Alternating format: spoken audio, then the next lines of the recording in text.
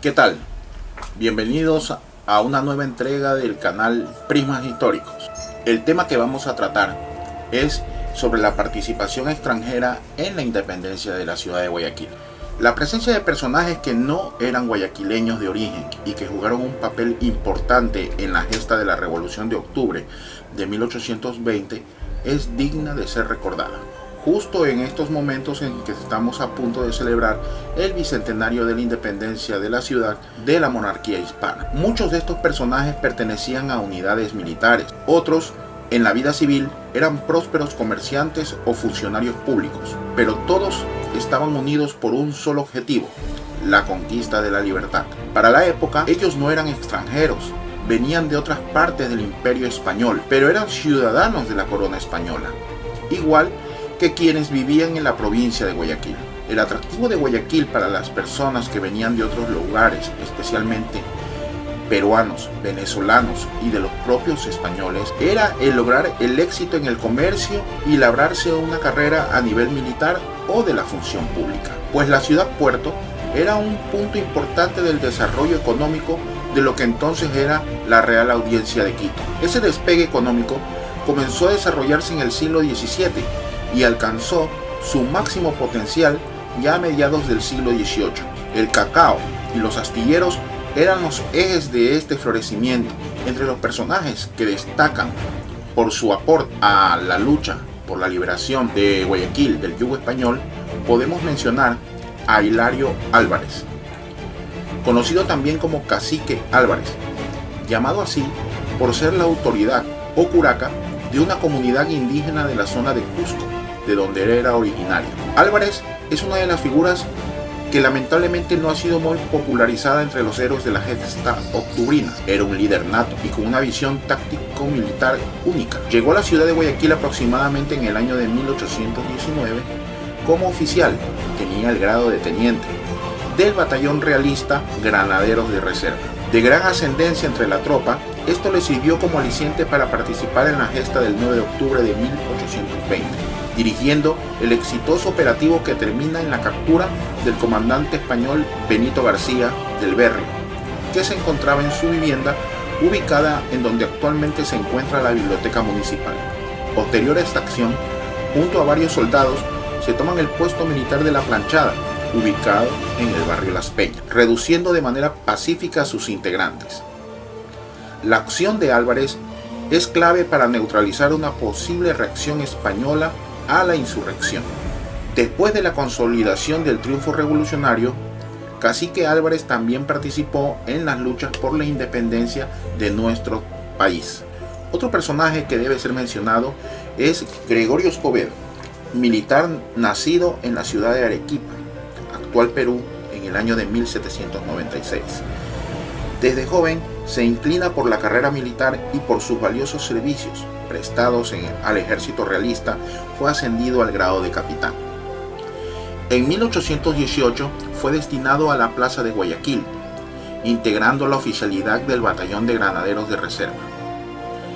Para las vísperas de la lucha por la liberación de la ciudad del poder español, este se había ido debilitando de manera sostenida. Ya el Perú estaba siendo liberado por los ejércitos del general José de San Martín, lo que lleva a Escobedo, el 9 de octubre de 1820, a apoyar el levantamiento realizado por los guayaquileños, liderando de manera audaz, junto a León Febres Cordero, la toma del cuartel del batallón de granaderos y el de la brigada de artillería. De él diría el historiador Efrén Avilés Pino: su carácter y personalidad militar dieron la fuerza que alimentó el espíritu de la revolución del 9 de octubre de 1820 y fue quizás la persona que más contribuyó a la transformación política de la ciudad y la región, puesto que su intervención, convenciendo a los oficiales de los batallones y escuadrones acantonados en la ciudad, fue vital para el triunfo de una revolución cuya característica básica fue la de ser incruenta. Gabriel García Gómez,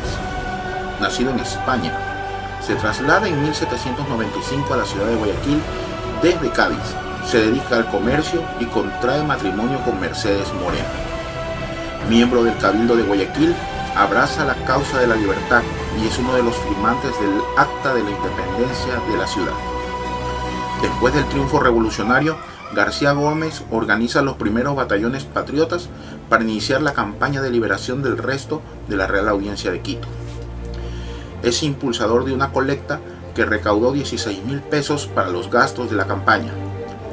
García Gómez fue el padre del doctor Gabriel García Moreno, futuro presidente de la República. León Febres Cordero Oberto, nacido en Maracaibo, Venezuela. El nombre de León Febres Cordero va indisolublemente ligado a la lucha por la independencia de Guayaquil y a las posteriores campañas de liberación de los territorios de lo que actualmente es el Ecuador. Personaje de una sencillez admirable, pero que combinaba arrojo, una voluntad de hierro y una energía incansable. Febres Cordero era un hombre de acción y poseía el talento nato del estratega, como lo demostraría en los días previos y en los momentos decisivos del 9 de octubre de 1820. Formado en la carrera militar, sería miembro del regimiento realista de élite Numancia, en el que participaría en la campaña de Nueva Granada, donde obtendría el grado de capitán. Ya en la ciudad de Guayaquil es captado por los conspiradores para la causa de la independencia. Fue invitado al baile organizado por José de Villamil, lugar donde se ultimarían los detalles para dar el golpe final a la ocupación española de la ciudad. En esa fiesta conocería a su futura esposa Isabelita Morlás. Su brillante acción y capacidad organizativa permitió que la independencia fuera un éxito, dirigiendo personalmente la captura del batallón de artillería. Lograda la liberación, organizó y estuvo al mando de la División Protectora de Quito, con el objetivo de iniciar operaciones militares que permitan liberar la capital de la Real Audiencia. Con esta unidad militar logra derrotar a los españoles en la batalla del Camino Real el 9 de noviembre de 1820. Con la llegada de las fuerzas colombianas, Febres Cordero se incorpora a este ejército, donde sirve como oficial de Sucre en las campañas para liberar Quito y sellar de manera definitiva nuestra independencia. Otro personaje importante es Miguel de Letamendi, nacido en la ciudad de Caracas, de padres españoles. Letamendi pertenecía a la clase de los criollos, es decir, los hijos de padres europeos, pero nacidos en territorio americano. Integrante del regimiento Numancia, al finalizar la campaña contra las tropas de Napoleón, fue destinado con su unidad a tierras americanas, donde intervinieron en la campaña contra las tropas de Bolívar en Nueva Granada. Participó con entusiasmo junto a su hermano Luis en las conversaciones clandestinas para derribar el poder español en la ciudad de Guayaquil. Estas conversaciones serían llamadas por José de Antepara la fragua de Vulcano. Después del triunfo independentista, Letamendi formó parte de la delegación oficial destinada por la Junta de Guayaquil, que a bordo de la goleta Alcance llevaría la noticia de la libertad de la ciudad al general José de San Martín.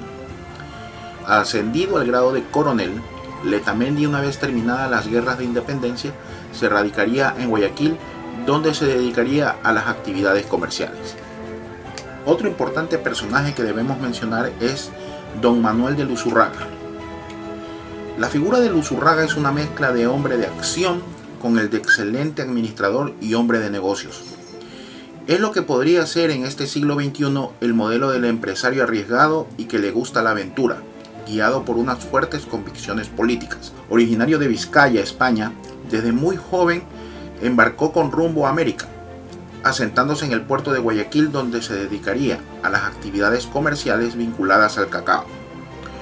Producto de sus negocios logró amasar una cuantiosa fortuna, pero a Luzurraga le picaba el bichito de la política. Ya desde sus años mozos había expresado abiertamente su tendencia republicana, que lo llevaría a vincularse con los personajes que estaban ya ideando el plan para liberarse del dominio hispano. Incluso prestó su vivienda para ser centro de las reuniones conspirativas. Una vez cumplida la liberación de Guayaquil, fue nombrado capitán del puerto en 1820. Inmediatamente colaboró para que la naciente república tuviera su primera embarcación naval. Dueño junto a Manuel Loro de una goleta, la donarían y bautizarían con el nombre de Alcance. Su posición económica le llevó a donar dinero para armar las tropas de la revolucionaria Guayaquil, que iban a liberar el resto de la audiencia de Quito. Pasamos también a mencionar el aporte de Luis Urdaneta y Faría. Nacido en Maracaibo, actual Venezuela, Urdaneta pertenecía a una familia acomodada, lo que le abrió las puertas de la sociedad.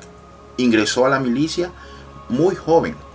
Urdaneta fue destinado al batallón Numancia y siguió el mismo destino que junto a Febres Cordero y Letamendi la historia les tenía deparado. Al llegar a Guayaquil, se metió de lleno a la tarea conspiradora, junto a sus compañeros de unidad y a los insurgentes locales. Durante la jornada del 9 de octubre, Urdaneta estuvo dirigiendo a las tropas en el operativo para neutralizar la batería de Las Cruces, acción que culminó con éxito para la causa revolucionaria. Luego del triunfo del 9 de octubre, la Junta de Gobierno lo ascendió a teniente coronel y estuvo encargado de la organización y adiestramiento de las tropas que se iban a encargar de liberar el territorio que llevaba a Quito. Y por último, podemos mencionar el aporte de José de Villamil y Yoli. Villamil nace en Luisiana, Nueva Orleans, cuando este territorio era parte del Imperio Español y pertenecía a la Capitanía General de Cuba, que conformaba lo que se denominaba Virreinato de la Nueva España.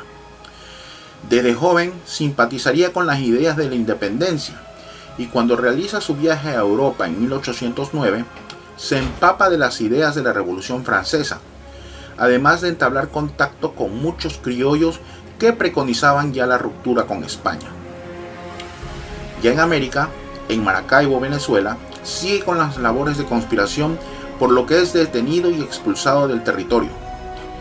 Se radica en el puerto de Guayaquil, donde contrae matrimonio con Ana Garaycoa, perteneciente a una de las familias encumbradas de la ciudad. La casa de Villamil fue donde se reunieron los principales conjurados el 1 de octubre de 1820 y donde juran liberar a la ciudad. Fue el momento de la llamada fragua de Vulcano. Después del triunfo de la revolución, Villamil es destacado en misión diplomática para informar a San Martín, que se encontraba en Perú, del éxito del movimiento libertador en Guayaquil.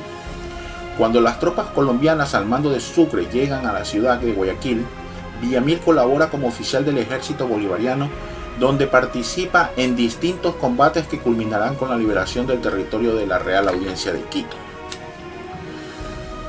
Con este breve resumen queremos destacar el aporte que muchas de estas personas pertenecientes o nacidos en otros territorios dieron su contingente para lograr la liberación y la independencia de nuestra ciudad y también aportaron para el desarrollo de la misma. Continuaremos con una próxima entrega. Muchísimas gracias. Ya, Piki.